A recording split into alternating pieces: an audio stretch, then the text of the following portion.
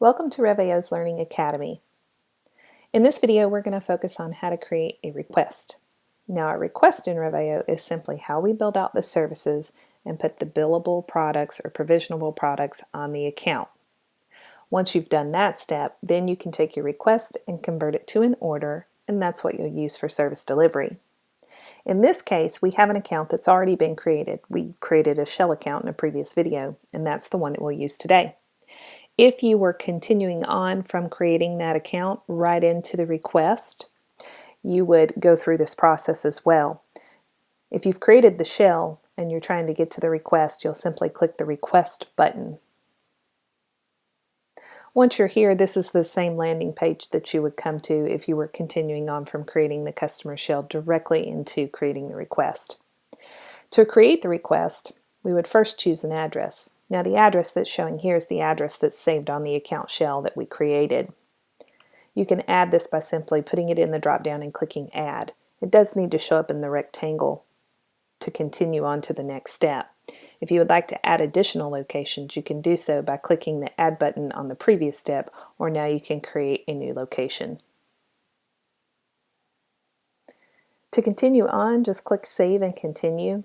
If you have other addresses on there, it will just allow you to select those addresses for the other services, and then you could also choose when you get to the end of this workflow whether or not you put all of those addresses on the same account but just as different service locations, or you move forward with a parent-child account.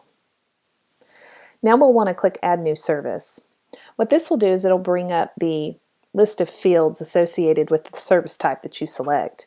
The first thing that we want to do is select the location. So again, if you've got multiple locations from the previous page, those will all appear here in the drop-down. Under the service type, you will pick the type of service that you're going to set up. Now you will probably have a smaller list in your site. I'm going to choose hosted voice. It is a type of service that we provide, and we've customized the fields that we want to collect and store in our system so that we can come back and access those later or use them for service delivery. So the number of fields on the page shortened, if you noticed when I clicked on this option, and these fields right here could either be completed at this time if you have this information, or as long as you haven't made them required, you can complete them at a later time, possibly when you're doing the service delivery portion of this exercise. So for the fields that we have here, we've got service type and provider. Those fields are always going to be on every service that you set up. The service type will be from the options that you set up for the ones that you're going to provide to your clients, and then underneath the provider, these will be the ways that you're delivering the service. So it's possible that you could be delivering the service, or it's possible that you could be using a third-party provider or a switch to deliver the service. Either way, you would like to put that information on here so that you can tell your users where the service is actually provisioned. Contract terms, provider accounts, telephone numbers, packages, descriptions, usage plans, groups, and notes. Those are all just other fields that I've selected to show in this form. They all have different purposes, but some of the main ones that you'll see here are the telephone number. So if this is a hosted voice, it probably will have some sort of telephone number. I could include that here or populate it once I know that information.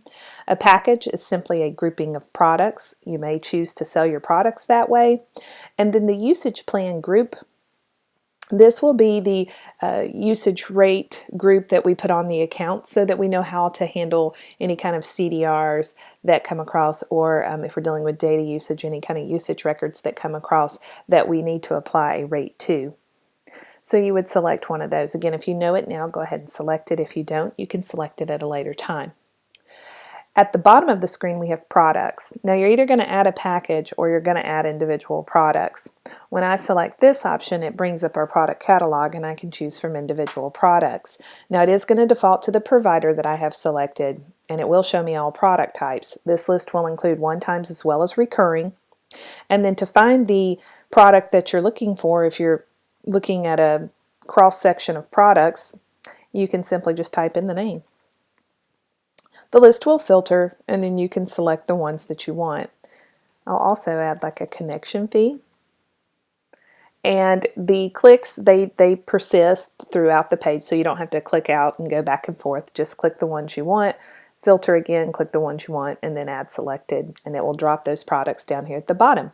If you want to change descriptions, you want to change quantities or rates, you can do so at this time. So let's bump this voicemail feature up to $1. I'm going to leave the quantities alone. All of this looks good to me, so now I can just save this service. And basically what I'm asking the system to do is on Holly's Flower Shop, we're going to put on a hosted voice service. The hosted voice service will have 2 recurring products and 1 non-recurring product associated with it. And then from here, we can get these into an order within the next few steps. So if you would like to add other voice services, so if the flower shop needs a couple of other lines, I could simply do something like copy these services, and then Rev.io would allow me to copy to the same address, and it'll also allow me to pop in phone numbers so I can create multiple lines. And if you have a list of phone numbers here, you could simply drop them in all within, one right after the other in the system, and Rev.io would create a host of voice line for each one of those. You can also walk back through the form and click Add New Service and add a different service. So if you're also going to be providing, let's say, internet, you could walk back through that same form and pick an internet option. There's also ways to copy, remove in bulk, move services. You've got several bulk options up here where you can select from your options down here and apply whatever action it is that you're trying to apply in bulk. For the sake of time, we'll go forward, save and continue. Anytime you're saving your work, that allows you to pop back into this form at any time and go back to where you started or where you left off. You may also toggle back and forth down here in the progress area to get to those areas as well. Now, you've got a couple of options here. You could go and create a PDF at this time, and that would create a PDF of what you have put in this particular form. That's based on whatever template you upload, and the templates can be found under Settings, Request Templates. You can go in and build those in Word and then use the tokens for merging data, and you can actually send out a PDF quote for your customer here. You can review the charges, or you can simply approve the request. If you approve the request, what Rev.io will do is it will go ahead and produce an order for the particular service that you'd asked. Now, if you just leave it alone and you come back and want to edit this later on, you can always jump back in to any of the progress steps and change some information if you like. You also have the option to add attachments and contacts at this point. So if you want to add attachments to the account, simply click here. And if you want to add contacts to any of the accounts in the system associated with this request, you could do that as well. So to get to the end of this, you simply approve the request, and that finishes the request portion, generates an order, and the order is what you're going to use for service delivery. Now, there are a few other options over here that you can utilize depending on how you're going to use Rev.io and interact with your team. There's ways to status a request. You can also assign a process to a request, which basically will generate a task list for your team, and you can assign it to another user. So a lot of this is permission controlled, and those different options can come in handy. If you have a salesperson entering in this data and you don't want them to approve the request, you could simply permission control it where they don't have access to do that, and then you could train them from an operating procedure standpoint that they have to assign it to a certain person or to a certain group, and then they would pick it up from there and they would do the approval. But if you are the person that's approving the request, simply click Approve Request. Tell the system whether you're going to put it on a current account, or if you have multiple addresses, Rev.io will give you other options. Those other options will allow you to build the parent-child accounts. One is a parent-child structure, and I believe the other one is called Shell and Children. That creates a non-serviceable parent account. And then finally, you can also do multiple locations on the same account and still use the different addresses. So since we only had one address, we'll just leave it on current account and we'll approve the request. And then you will see an order pop up here around the top of the page, and that order is what you would use for service delivery in this case. And there we have our order, and you could simply click on the order ID to drill down into the order and begin to work the order.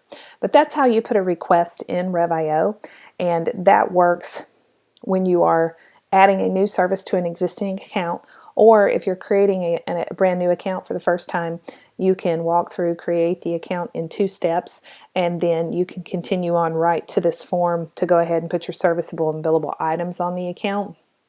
But you always have the option to break those 2 steps apart, and you can come back to the request option at any time by clicking the request button on the account. And that's all we have to cover about requests today. There are additional videos that you can watch in the Learning Academy system. Feel free to watch those to learn how to use other features of Rev.io.